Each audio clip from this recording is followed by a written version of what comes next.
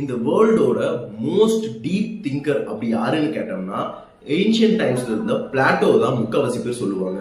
அவர் பண்ணாத ஒர்க்ஸே இல்லை.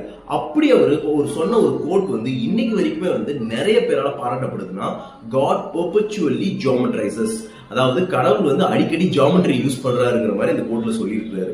இந்த ஜியோமெட்ரி யூஸ் பண்றாரு ஏன்டா அவர் சொன்னாருன்னு பார்த்தோம்னா, நம்மளை சுத்திக்கிற எல்லா விஷயங்களுமே வந்து ஒரு ஆர்ட் மாதிரியும் ஒரு பேட்டர்ன் மாதிரியும் தான் இருக்கும். ஃபார் எக்ஸாம்பிள், நீங்க ஒரு பூ எடுத்தீங்கன்னா பூ மலர்ந்துகிட்டே இருக்கும். ஆனா அந்த மலர்ற பூ வந்து கொஞ்சம் மாறுபடுமே தவிர ஆனா அதே பேட்டர்ன்ல தான் மலர்ந்துட்டு இருக்கும். அதே மாதிரி தேனி கட்டுற அந்த தேன்கூடு நீங்க எந்த உலகத்துல போய் பார்த்தாலுமே வந்து அதே ஷேப்ல தான் இருக்கும், கொஞ்சம் கூட மாறாது. இந்த ஸ்னோ பனி வந்து இதே குட்டி ஷேப்ல அதுக்கான ஒரு டிசைன்ல மட்டுமே தான் இருக்கும். இதெல்லாம் பார்க்கும்போது கடவுள் வந்து ஒரு மாஸ்டர் பில்டர், அவர் வந்து ஒரு பெரிய ஆர்ட் மேக்கர். அவர் வரைஞ்சு விட்டதான் வந்து இன்னைக்கு வரைக்கும் பேட்டர்ன்ஸா வந்துகிட்டே இருக்குன்னு சொல்லி பிளாட்டோ அந்த காலத்துல எஸ்டிமேட் பண்ணி சொல்லியிருக்காரு.